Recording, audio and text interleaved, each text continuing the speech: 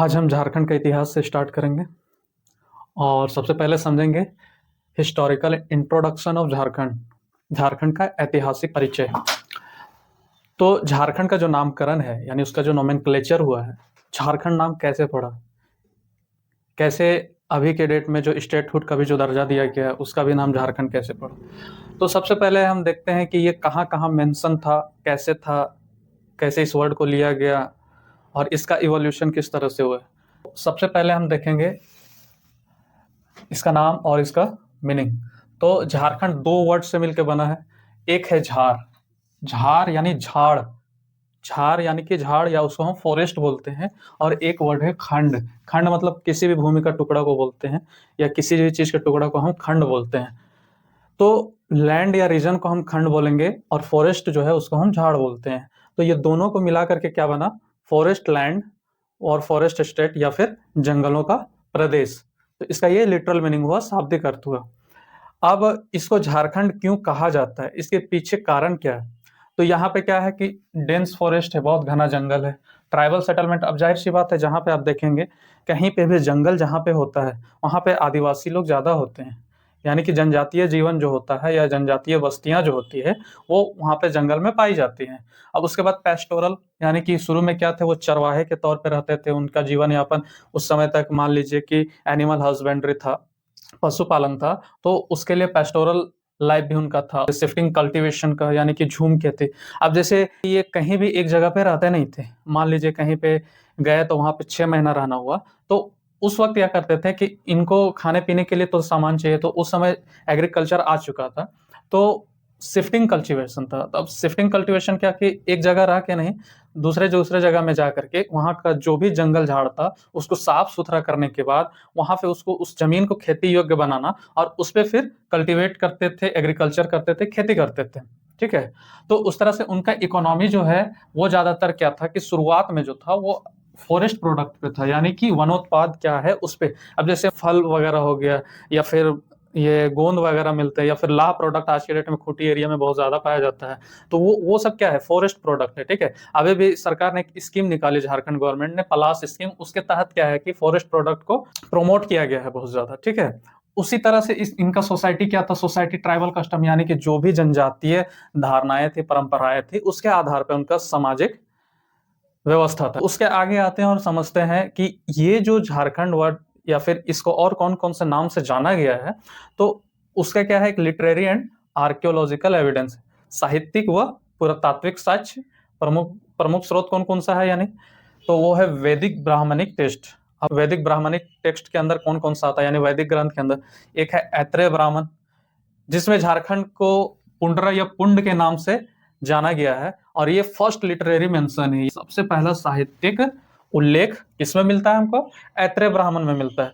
उसी तरह से है अथर्ववेद।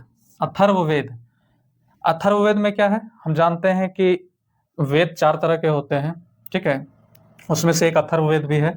और तो उसमें क्या है, उसको जाना गया है व्रात्य प्रदेश के नाम से, यानी नन वैदिक ट्राइब्स, जो कि वैदिक पीपल नहीं थे, वो गैर वैदिक थे और उनको व्रात्य या व्रात्य प्रदेश के तौर पे झारखंड को जाना गया।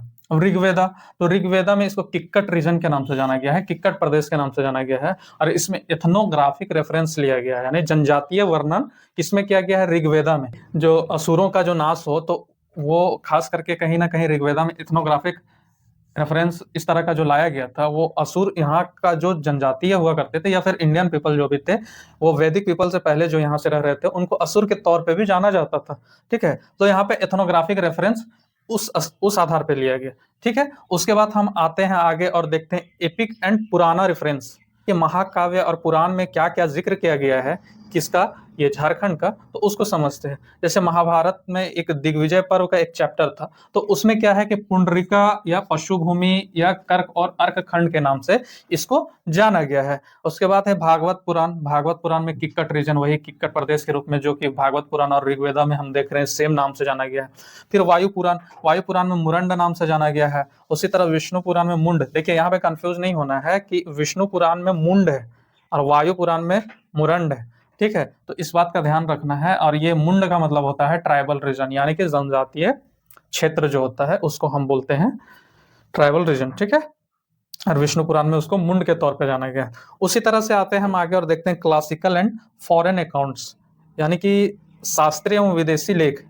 यहाँ पे फॉरेन अकाउंट्स जैसे क्या हुआ, जैसे बहुत सारे ट्रेवलर्स जो हैं वो अलग अलग किंग के रेन के समय में आए हैं, या फिर अलग अलग जो भी हिस्टोरिकल पीरियड है उसमें आए हैं, और उन्होंने इंडिया के बारे में बहुत तरह का चीजें लिखा है। और वहां पे जब लिखा है तो झारखंड के बारे में भी किस किस अकाउंट में मेंशन किया गया है उसको हम देखते हैं। तो जैसे क्लासिकल टेक्स्ट में हम देख सकते हैं, या क्लासिकल अकाउंट्स में देख सकते हैं, अर्थशास्त्र जो कौटिल्य यानी चाणक्य के नाम से, जो तक्षशिला के जो गुरु हुआ करते थे, उन्होंने अर्थशास्त्र नाम का एक किताब लिखा था, जो एक्चुअली ये इकोनॉमिक से रिलेटेड नहीं है, एक्चुअली पॉलिटिकल थियोरी से रिलेटेड है। ठीक है, तो वो उस समय का राज व्यवस्था कैसा था, गवर्नेंस सिस्टम कैसा था, वो अर्थशास्त्र में बताया गया है। तो वो क्या है, वहां पे मेंशन किया गया है झारखंड को कुकुट या कुकुट देश के नाम से। उसी तरह फाहियान, फाहियान क्या है कि फाहियान जो है वो चंद्रगुप्त द्वितीय यानी कि चंद्रगुप्त सेकंड, जिनको हम विक्रमादित्य के भी नाम से जानते हैं, उनके समय में ये चाइनीज ट्रेवलर थे, और वो आए थे और उन्होंने यहाँ पे झारखंड को कुकुटलाड के नाम से बताया है। उसी तरह से टॉलमी, टॉलमी एक ग्रीक ज्योग्राफर थे, ठीक है, जो ग्रीस से आए हुए थे, और उन्होंने क्या है कि यहाँ का इंडिया का ज्योग्राफी के बारे में बहुत सारी बातें लिखी हैं। तो उन्होंने झारखंड के बारे में मुंडाल कहा है, इस एरिया को मुंडाल के नाम से जाना गया। उसी तरह वेन सांग जो है, ये एक्चुअली टॉलमी जो आए थे वो संगम पीरियड के दौरान आए थे, तो उन्होंने तमिलनाडु का जिक्र ज्यादा किया है, तो ऐसे झारखंड के बारे में उन्होंने मुंडाल के बारे में कहा, मुंडाल कहा। उसी तरह वेन सांग जो है ये भी चाइनीज ट्रेवलर थे, और इन्होंने भी अपना ट्रेवलर सी यूकी जो है उसमें इन्होंने लिखा है। ये आए थे हमारे हर्षवर्धन के काल में, और हर्षवर्धन राजा जो थे वो उत्तर भारत के जो राजा होते हैं, नॉर्थ इंडिया का, उस समय कन्नौज के राजा हुआ करते। तो की लो ना सु का लाना या कर्ण सुवर्ण, ये झारखंड के बारे में इन्होंने बताया है। ठीक है, अब इसके आगे आते हैं medieval inscriptions and copper plates, यानी कि पहले ताम्र पत्र में बहुत सारी चीजें लिखी जाती थी, बहुत बड़े बड़े पत्थरों में भी लिखी जाती थी, जैसे अशोकन इंस्क्रिप्शन भी हम देख चुके हैं, बहुत सारा चीजें। तो उसमें क्या है कि इंस्क्रिप्शन क्या है, कहीं ना कहीं उस वक्त में क्या हैपनिंग हुआ है, या कौन सा इंसिडेंट हुआ है, या फिर जो भी वहाँ का क्या सिस्टम रहा है, क्या हिस्ट्री रहा है, तो वो इंस्क्राइब्ड होता था किस पे, तो इंस्क्रिप्शन के तौर पे या फिर कॉपर प्लेट्स में वो इंस्क्राइब किया जाता था। ठीक है, तो उसी तरह से 13th सेंचुरी कॉपर प्लेट जो है, यानी कि नरसिंहदेव सेकंड के समय क्या था कि earliest archaeological attestation of the word Jharkhand, यानी कि झारखंड शब्द का पुरातात्विक साक्ष्य सबसे पहले 13वीं सदी का जो ताम्र पत्र यानी कॉपर प्लेट है उसी में इंस्क्राइब्ड किया हुआ मिला है। ठीक है, उसके बाद आते हैं ये झारखंड वर्ड और भी कौन कौन सा ये टेक्स्ट में यूज किया गया है। तो अकबरनामा जो अबुल फजल के द्वारा लिखा गया था, तो उन्होंने भी झारखंड को झारखंड के नाम से जाना है। फिर तारीख फिरोज शाही जो जियाउद्दीन बर्नी के द्वारा लिखा गया है, उसी तरह से तारीख बांग्ला है। फिर सियारुल मुत्तखरीन है, और फिर कबीर के दोहे हैं, और पद्मावत है। ठीक है, पद्मावत जो मलिक मोहम्मद जैशी द्वारा लिखा गया एक काव्य है, महाकाव्य है, तो उसमें उन्होंने झारखंड को झारखंड के नाम से संबोधित किया है। उसके बाद है समुद्रगुप्ता प्रयाग प्रशस्ति। ये क्या है कि एक पिलर एडिक्ट है, यानी कि स्तंभ लेख, और ये जो लिखा गया था समुद्रगुप्त के जो दरबारी कवि थे, कोर्ट पोएट, जो हरिसेन के नाम से प्रख्यात थे, तो उन्होंने इस पिलर एडिक्ट में समुद्रगुप्त का जो भी साउथ इंडिया का जो विजय अभियान था उसके बारे में वर्णन किया गया है। ठीक है, यानी कि उनका जो भी सैन्य विजय रहा है या जो भी प्रशासनिक व्यवस्था था, तो वो सारी चीजों का यहाँ पे व्याख्यान किया गया है। तो उसमें क्या लिखा गया है कि यहाँ पे झारखंड को मुरुंड के नाम से वर्णन किया गया। उसके आगे आते हैं, ये जो है समुद्रगुप्त का प्रयाग प्रशस्ति जो है, ये शुरू में कौशाम्बी में था, लेकिन बाद में क्या है कि फिरोज शाह तुगलक के द्वारा जो है वो बाद में लाया गया, वो इलाहाबाद लाया गया, और इलाहाबाद में अशोक स्तंभ जहाँ पे है उसी के सामने इसे रखा गया। फिर उसके बाद फिर है अर्ली मेडिवल संस्कृत लिटरेचर। तो पूर्व मध्यकालीन संस्कृत साहित्य में इसको कलिंद देश के नाम से, यानी कि कलिंद कंट्री के नाम से जाना जाता है। आईने अकबरी कोकरा या खंकारा के नाम से जाना जाता है, जो अबुल फजल ने ही लिखा था। अब मुगल पीरियड के दौरान इसको खुखरा या कुकरा या कोकरा, ये 3 नामों से जाना जाता था। उसी तरह से तुजू के जहांगीरी, जो जहांगीर का अपनी आत्मकथा है उसकी, तो उसमें वो खोखरा लिखा गया है। और ब्रिटिश जो ईस्ट इंडिया कंपनी जो थी भारत में, तो वो ब्रिटिश लोग इसको छोटा नागपुर के नाम से बोलते थे। अब उसके आगे आते हैं और देखते हैं कुछ ज्योग्राफिकल रीजन है या सब रीजन्स है, यानी कि की places and their historical name. कुछ कुछ प्रमुख स्थान है और उसके पुराने नाम क्या रहे हैं, तो उसके बारे में अब हम देखते हैं। जैसे हुएन सांग ने कहा था कि राजमहल का जो एरिया है उसको कीचिंग काइला, ठीक है, कीचिंग काइला के नाम से संबोधित किया था। किसको? राजमहल एरिया को, ठीक है। और फिर दामिनी कोह के बारे में भी उन्होंने जिक्र किया, जो कि राजमहल क्षेत्र का जो माउंटेनस रीजन है, ये जो पहाड़ी किनारा है, उसको दामिनी कोह बोला जाता है। अब दामिनी कोह एक्चुअली है क्या कि वहां पे पहले पहाड़िया लोग रहते थे, लेकिन ये अंग्रेजी हुकूमत जो थे, उन्होंने क्या किया था कि संथाल लोगों को यहाँ पे ला करके और बसाया था, और उसका जो भी गवर्नेंस सिस्टम था, उसके लिए दामिनी कोह का स्थापना किया गया था, ठीक है। और वो किसके सर्वे के आधार पे था? वो कैप्टन टेनर के आधार पे। तो ये एक तरह से क्या था? एडमिनिस्ट्रेटिव चेंजेस था, ठीक है। इसमें संथालों को बसाया गया था, किस लिए? तो वहां पे खेती करने के लिए। और इससे क्या हुआ कि बहुत ही व्यापक स्तर पे जो पहाड़िया लोग थे या पहाड़िया जो ट्राइब थी, तो उनका जो झूम कल्टीवेशन था या उनका जो जीवन यापन था, बहुत बुरी तरह से प्रभावित भी हुआ था। अब आते हैं यहाँ पे नरीखंड या कांगजोल किसको जाना जाता था? तो संथाल परगना जो क्षेत्र है।